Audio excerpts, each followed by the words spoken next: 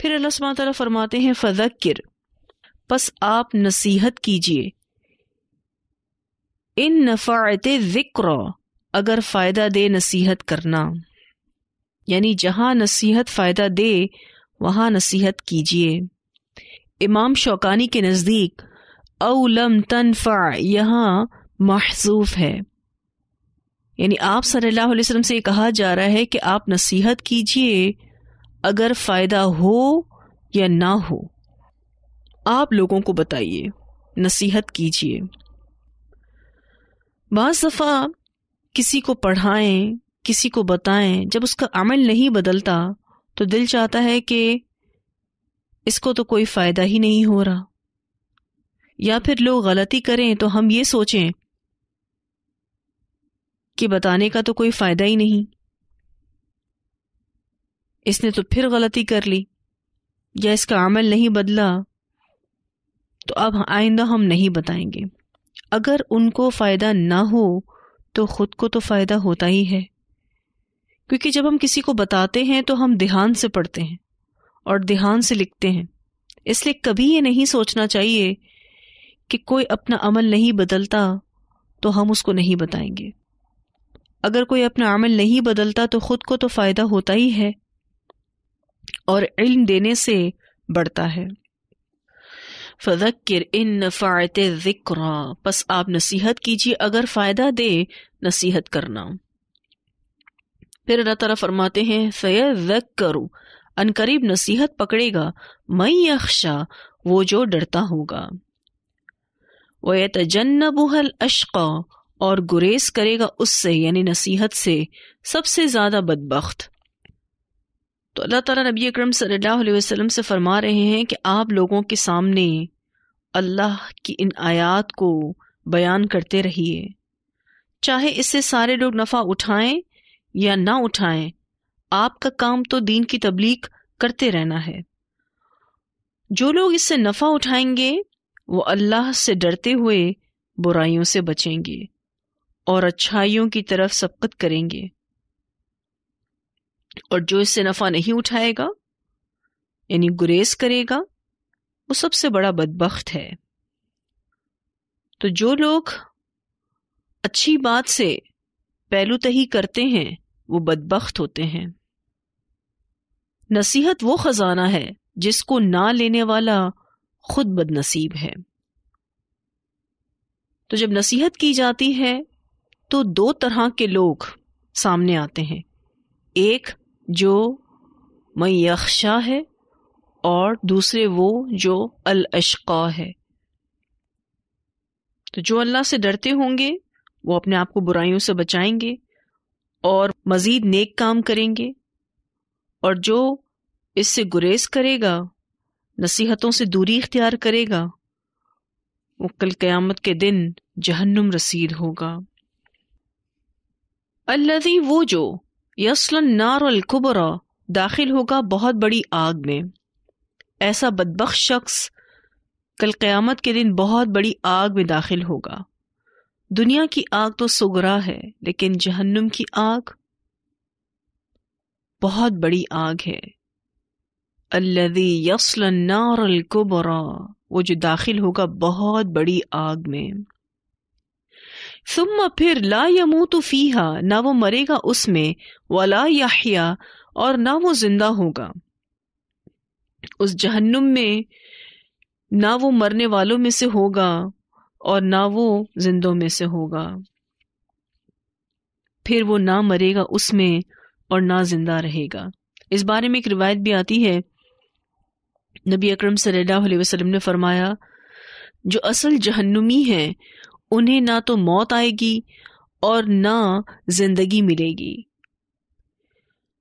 اور وہ لوگ جن کے ساتھ اللہ تعالیٰ اپنی رحمت کا ارادہ کریں گے انہیں اللہ تعالیٰ آگ میں موت دے دیں گے، اور جب آگ انہیں کوئلہ بنا دے گی تو پھر سفارش کرنے والے جائیں گے، تو ہر سفارش کرنے والا آدمی اپنے اپنے واقف کار کو لے آئے گا، تو وہ نہر حیات میں ڈال دیے جائیں گے، یا جنتی نہروں کا پانی ان پر ڈالا جائے گا۔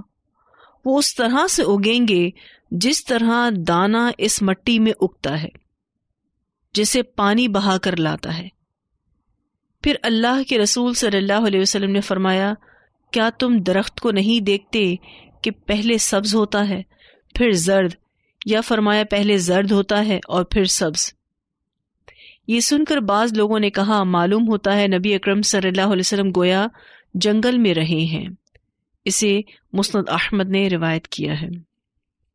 اس حدیث میں اللہ سبحانہ تعالیٰ نے ان جہنمیوں کا ذکر کیا ہے کہ جن پر اللہ تعالیٰ اپنی رحمت کا ارادہ کرے گا، یعنی اللہ تعالیٰ آگ میں انہیں موت دے دیں گے، اور جب آگ انہیں کوئلہ بنا دے گی تو پھر سفارش کرنے والے جائیں گے، تو ہر سفارش کرنے والا آدمی اپنے اپنے واقف کار کو لے آئے گا، یعنی اپنے اپنے جاننے والوں کو اس آگ سے لے آئے گا۔ تو پھر وہ جلے ہوئے جو لوگ ہوں گے ان کو نہر حیات میں ڈالا جائے گا، یا پھر جنتی نہروں کا پانی ان پر ڈالا جائے گا۔ تو پھر وہ اس طرح سے اگیں گے جس طرح سے دانا اس مٹی میں اگتا ہے جسے پانی بہا کر لاتا ہے۔ ورنہ جہنم تو ایسی ہے جس کے بارے میں اللہ سبحانہ تعالیٰ فرماتے ہیں، ثم لا يموت فیہا ولا یحیا، پھر نہ وہ مرے گا اس میں اور نہ وہ زندہ ہوگا۔ تو کیسی یہ آگ ہے کہ جہاں نہ انسان مرے گا اور نہ وہ زندوں میں سے ہوگا۔ میں نے شروع میں جو آپ کو احادیث بتائیں، اگر آپ اس میں اس حدیث پر غور کریں کہ آپ صلی اللہ علیہ وسلم روزانہ رات کو وتر میں اس سورہ کو پڑھا کرتے تھے، پھر جمعہ نماز میں، اور پھر عیدین میں، یعنی اس کو ڈیلی بیسس پر، پھر ویکلی بیسس پر اور ایئرلی بیسس پر ایز ریمائنڈر ہمیں دیا گیا ہے کہ دیکھو اپنے رب کی تسبیح بیان کرو، وہ رب جو سب سے اعلیٰ ہے، پھر وہ جس نے تمہیں پیدا کیا، پھر درست بنایا، پھر اس نے تمہاری تقدیریں بنائی، پھر تمہیں ہدایت بھی بخشی، پھر دیکھو اللہ تعالیٰ نے زمین سے تمہارے لیے چارہ نکالا جو تمہارے جانوروں کے کام آتا ہے، تمہارے لیے نباتات اگائیں جو تمہارے کام آتی ہیں، پھر یہ زمین ایسے ہی نہیں رہے گی، اسے ختم ہونا ہے، اس کی رونقوں نے ختم ہونا ہے، پھر اللہ تعالیٰ اس زمین پر آنے والی بہار کو خزاں میں بدلتا ہے، اسی طرح سے یہ دنیا بھی ختم ہو جائے گی، سو اس دنیا میں اتنا دل نہ لگاؤ۔ پھر اللہ سبحانہ تعالیٰ اپنی کتاب کا ذکر کرتے ہیں کہ اللہ آپ کو، یعنی آپ صلی اللہ علیہ وسلم کو یہ کتاب پڑھوا دے گا، آپ اس کو بھولیں گے نہیں۔ جو بھی اس قرآن کو اپنی دل کی گہرائیوں سے پڑھے گا تو اللہ اس کو یاد رکھوائے گا، اور اس کا علم ہی یاد نہیں رکھوائے گا، ساتھ ساتھ عمل کے وقت بھی اس کو اللہ تعالیٰ یاد دلائے گا، اور جو کچھ بھی اس کی زندگی میں قرآن کے مطابق نہیں ہوگا اللہ اس کو بھلوا دے گا، الا ما شاء اللہ۔ کیوں؟ کیونکہ انہ یعلم الجہر وما یخفی، بے شک وہ جانتا ہے ظاہر کو اور جو پوشیدہ ہے۔ پھر اللہ سبحانہ تعالیٰ فرماتے ہیں ہم توفیق دیں گے آپ کو آسان راستے کی، بس آپ صلی اللہ علیہ وسلم نصیحت کیجئے، اگر فائدہ دے یا نہ دے نصیحت کرنا، نصیحت وہی پکڑے گا جو ڈرتا ہوگا، اور جو سب سے بڑا بدبخت ہوگا وہی اس نصیحت سے گریز کرے گا، اور اس بدبخت نے جانا آگ میں ہے، اس آگ میں جو بہت بڑی ہے، اور وہ آگ ایسی ثم لا يموت فیہا ولا یحیا، پھر نہ وہ مرے گا اس میں اور نہ وہ زندہ ہوگا۔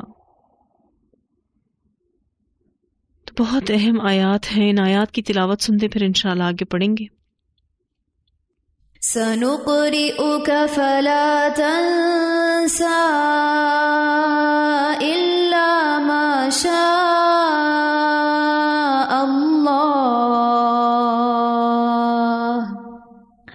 إنه يعلم الجهر وما يخفى وَنُيَسِّرُكَ لِلْيُسْرَى فَذَكِّرْ إِن نَّفَعَتِ الذِّكْرَى سَيَذَّكَّرُ مَن يَخْشَى وَيَتَجَنَّبُهَا الْأَشْقَى الَّذِي يَصْلَى النَّارَ الْكُبْرَى ثُمَّ لَا يَمُوتُ فِيهَا وَلَا يَحْيَا۔ یہ جو آیات ہیں اتنی اہم ہے، اور تلاوت کا ادب یہ ہے کہ جب ہم ایسی آیات سنیں تو ہمیں اپنے لیے دعا کرنی چاہیے کہ یا اللہ تو ہمیں جہنم میں جانے سے بچا۔ یہ آیت اتنی ڈرانے والی ہے، ثم لا يموت فیہا ولا یحیا، یعنی ابدی زندگی، جہاں یہ جہنمی مر تو سکے گا نہیں، اور جو زندگی ہوگی وہ عذاب کی وجہ سے موت سے بدتر ہوگی۔ ایسی زندگی پر وہ خود بھی موت کو ترجیح دیں گے، مگر موت نام کی وہاں کوئی چیز نہ ہوگی، یعنی اتنی تکلیف دہ زندگی ہوگی۔ اس بات کا اظہار ان الفاظوں میں کیا گیا ہے، ثم لا يموت فیہا ولا یحیا۔ پھر آگے اللہ سبحانہ تعالیٰ فرماتے ہیں قد افلح، یقیناً فلاح پا گیا، من تزکا، وہ جس نے پاکیزگی اختیار کی۔ افلح سے مراد یہاں پر اخروی کامیابی ہے۔ یہاں اللہ تعالیٰ نے اپنے مومن بندے کو فلاح کا نسخہ دیا ہے۔ اللہ تعالیٰ فرماتے ہیں قد افلح من تزکا، یقیناً فلاح پا گیا، یعنی اس کے فلاح پانے میں کوئی شک نہیں، وہ جس نے پاکیزگی اختیار کی۔ تزکا کا معنی تطہیر ہے، اللہ کے معاملے میں تزکیہ کرنا، رسول اللہ صلی اللہ علیہ وسلم کے معاملے میں اپنا تزکیہ کرنا، اور بندوں کے معاملے میں اپنا تزکیہ کرنا۔ اللہ کے معاملے میں اپنا تزکیہ کرنا یہ ہے کہ خود کو شرک سے پاک رکھنا، شرک اکبر اور شرک اصغر یعنی ریاکاری سے خود کو بچانا، کفر سے اپنے دل کو بچانا، تکبر سے اپنے دل کو صاف رکھنا۔ پھر رسول اللہ صلی اللہ علیہ وسلم کے معاملے میں اپنا تزکیہ کرنا یہ ہے کہ بدعات سے خود کو بچانا، دین میں جو کچھ بھی ایکسٹرا ہے اس کو بھی اپنی زندگی سے نکال دینا ہے، جو دین میں نہیں اس کو بھی ہٹا دو۔ پھر بندوں کے معاملے میں اپنا تزکیہ کرنا یہ ہے کہ حسد، بغض، بخل، نفرت، کینہ، ان سب سے اپنے دل کو صاف رکھنا ہے۔ قد افلح من تزکا، یقیناً فلاح پا گیا وہ جس نے پاکیزگی اختیار کی۔ وذکر اسم ربہ، اور ذکر کیا نام اپنے رب کا، یعنی پھر اللہ کو زبان اور دل سے یاد کرتا رہے۔ فصلی، پھر اس نے نماز پڑھی، یعنی باقاعدگی سے نمازیں ادا کرتا رہے تو اس کی زندگی سنور جاتی ہے، اس کو فلاح کا نسخہ مل گیا۔ یہاں اللہ سبحانہ تعالیٰ نے کامیابی کے لیے 3 کام بتائے ہیں۔ نمبر 1 من تزکا، دوسرا وذکر اسم ربہ، اور تیسرا فصلی۔ اور یہاں جس کامیابی کا ذکر ہوا ہے اس کا ذکر اللہ سبحانہ تعالیٰ سورہ آل عمران آیت نمبر 185 میں بھی فرماتے ہیں فَمَنْ زُحْزِحَ عَنِ النَّارِ وَأُدْخِلَ الْجَنَّةَ فَقَدْ فَازَ، پھر جو شخص آگ سے دور کر دیا گیا اور جنت میں داخل کر دیا گیا تو یقیناً وہ کامیاب ہو گیا۔ اس کا ذکر انشاءاللہ آپ سورۃ الشمس میں بھی پڑھیں گے، آیت نمبر 7 سے لے کر 10 تک میں اللہ تعالیٰ فرماتے ہیں وَنَفْسٍ وَمَا سَوَّاهَا فَأَلْهَمَهَا فُجُورَهَا وَتَقْوَاهَا قَدْ أَفْلَحَ مَنْ زَكَّاهَا وَقَدْ خَابَ مَنْ دَسَّاهَا، اور نفس کی اور اس ذات کی جس نے اسے ٹھیک بنایا، پھر اس کی نافرمانی اور اس کی پرہیزگاری کی پہچان اس کے دل میں ڈال دی، یقیناً وہ کامیاب ہو گیا جس نے اسے پاک کر لیا، اور یقیناً وہ نامراد ہو گیا جس نے اسے مٹی میں دبا دیا۔ قد افلح من تزکا وذکر اسم ربہ فصلی، جس نے اپنے نفس کو شرک اور نافرمانی سے پاک رکھا، ہر وقت اپنے رب کو یاد کرتا رہا اور عمل صالح کرتا رہا، خاص طور پر نماز کی پابندی کرتا رہا جو کہ ایمان کی کسوٹی ہے، تو اسے اللہ سبحانہ تعالیٰ جہنم سے نجات دے دیں گے اور جنت میں داخل کر دیں گے۔ پھر فرمایا بل تؤثرون، بلکہ تم ترجیح دیتے ہو الحیات الدنیا، دنیا کی زندگی کو۔ ان تین کاموں میں غفلت کی وجہ دنیا کی محبت، دنیا کے کاموں کی اہمیت۔ اصل مرض یہ ہے کہ تم آخرت کے مقابلے میں دنیا کو پسند کرتے ہو۔ والآخرۃ، حالانکہ آخرت خیر و ابقا، بہتر ہے اور زیادہ باقی رہنے والی ہے۔ یہ آخرت دنیا سے بہتر ہے، دنیا کی نعمتوں سے بہتر نعمتیں آخرت کی نعمتیں ہیں، اور زیادہ باقی رہنے والی ہیں، یعنی وہاں کی نعمتیں نہ ختم ہونے والی ہیں۔ جنت میں جو نعمتیں ملیں گی وہ لا زوال ہیں۔ تو تم دنیا کی فانی لذتوں کو اخروی نعمتوں پر ترجیح دیتے ہو، حالانکہ آخرت کی نعمتیں بہتر اور لا زوال ہیں۔ اس بارے میں ایک روایت آتی ہے، رسول اللہ صلی اللہ علیہ وسلم نے فرمایا، جو دنیا کا طلبگار بنا اس نے آخرت کو نقصان پہنچایا، یعنی جو دنیا کو چاہنے میں لگا رہا لازماً اس نے اپنی آخرت کا نقصان کیا، اور جو آخرت کا طلبگار بنا اس نے دنیا کو نقصان پہنچایا۔ یعنی اگر کوئی شخص آخرت کی فکر میں لگا ہوا ہے، اس کو پانے کی کوششیں کر رہا ہے، تو وہ اپنی دنیا میں سے کچھ نہ کچھ ضرور مس کرے گا۔ پھر فرمایا چنانچہ تم باقی رہنے والی یعنی آخرت کی خاطر ختم ہو جانے والی یعنی دنیا کو نقصان پہنچاؤ، یعنی آخرت کے لیے کوشش کرو۔ اس میں اگر کچھ دنیا چھوٹ بھی جاتی ہے تو کوئی بات نہیں۔ یہ حدیث سلسلۃ الصحیحہ میں آتی ہے۔ ایک اور روایت میں آتا ہے، رسول اللہ صلی اللہ علیہ وسلم نے فرمایا، اللہ کی قسم آخرت کے مقابلے میں دنیا کی مثال ایسی ہے جیسے تم میں سے کوئی شخص اس انگلی یعنی شہادت والی انگلی کو سمندر میں ڈبوئے، پھر دیکھے کہ وہ کس چیز کے ساتھ لوٹتی ہے۔ اسے مسلم نے روایت کیا ہے۔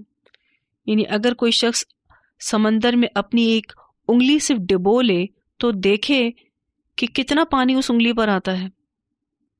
تو اس حدیث میں دنیا کی حقارت کو واضح کیا گیا ہے کہ دنیا کتنی حقیر ہے، اور سمندر سمجھ لیجیے آخرت ہے۔ اس سمندر کے مقابلے میں اس انگلی پر آنے والا پانی پھر کتنا ہے؟